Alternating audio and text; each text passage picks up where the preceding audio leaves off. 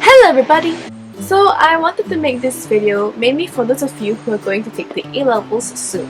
I just wanted to give you guys some advice that I wish I told myself last year. So here we go, my A-level experience. In the whole of 2014, I think I spent most of my time studying for test after test after test after test after test.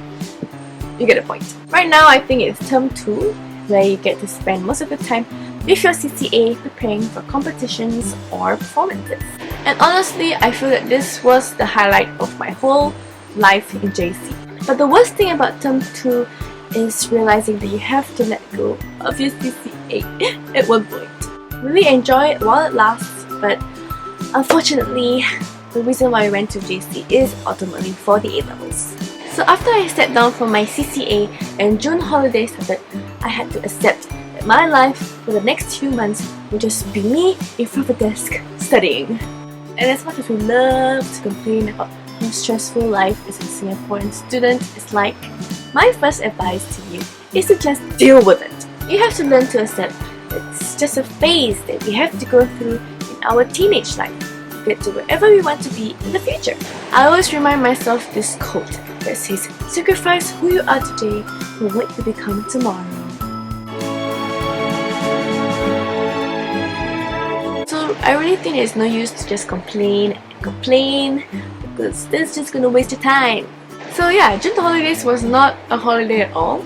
I spent most of my time just studying in the library with my friends and just studying and studying and studying. Oh, what fun times! And then CT2s came. I didn't really have much memory of it, but I did feel that all the effort I put in through the holidays was not enough.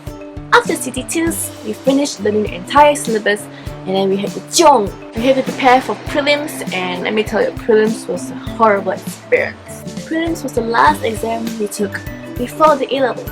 The exams that will determine how prepared you are. The exams that will make you realize you're in deep. My chemistry sucked. My econs was never good enough. My math dropped 3 grades, and my GP was going nowhere. And I always thought that there would come a time in my JC life where I'll actually be good at the subjects that I'm weak in. But when I realized that the time was not coming, I panicked! So my second advice to you, it is okay to panic. It is okay to get bad grades. I mean, JC is just very evil like that. But whatever grades you get, just look at it as a stepping stone to what you actually get in the A-levels. Just stay calm, you know, don't cry too much. It's not the end of the world. Another problem I always faced last year was I kept comparing myself to my peers. I kept wishing I was as good as math as that girl. I kept wishing I could answer questions like that guy. I wanted to have their brains. I wanted to think like them. I wanted to be them.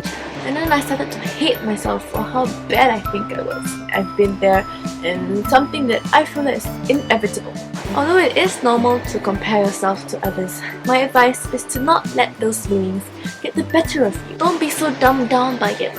Don't be so emotionally ruined by that feeling. Look at it as a motivation to improve yourself and to get the best grade you can get.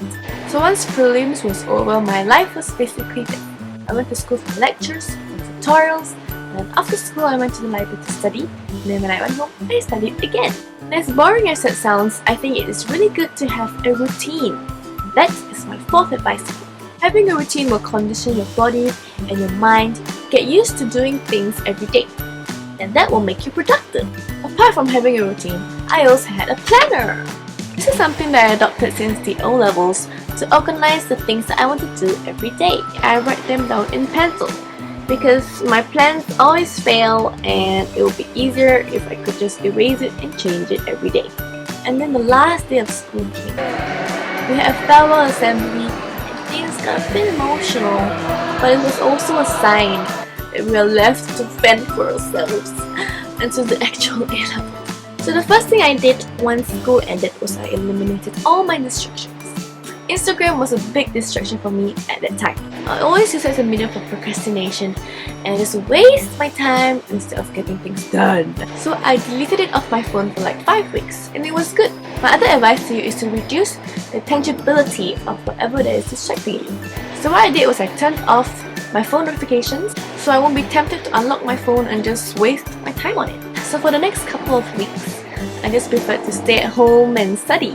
I only went to school for supplementary classes. So what I did was I just woke up, memorized notes, practice DYS, practice writing essays. As much as it is important to study during this period, I think it's as important to take breaks. I did not believe in burning the midnight oil or just sacrificing my health to study because, no.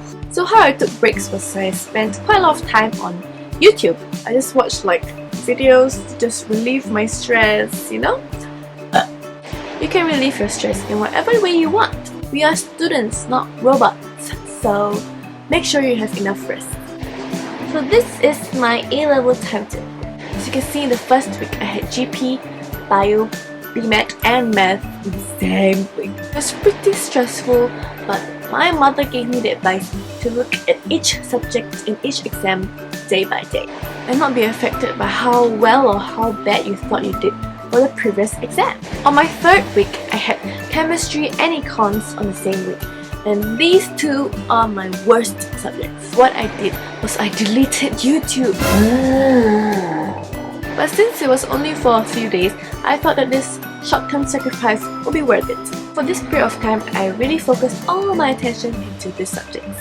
So for the fourth week, I had MCQ papers, and I just spent the previous few days spamming MCQs. It might be a bit last minute, but I don't know. I felt that it was the right thing to do. So after my last paper, I was just so happy! I finally could do the things that I was dying to do during the A-levels.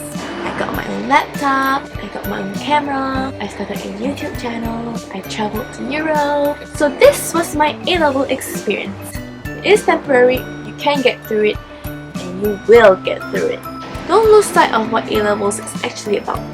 It is an important examination because the grades you get will determine if you can get into the course that you want, and that will determine your entire future. No pressure. If you must know, this is what I got for my A-levels. Whoops! Is it?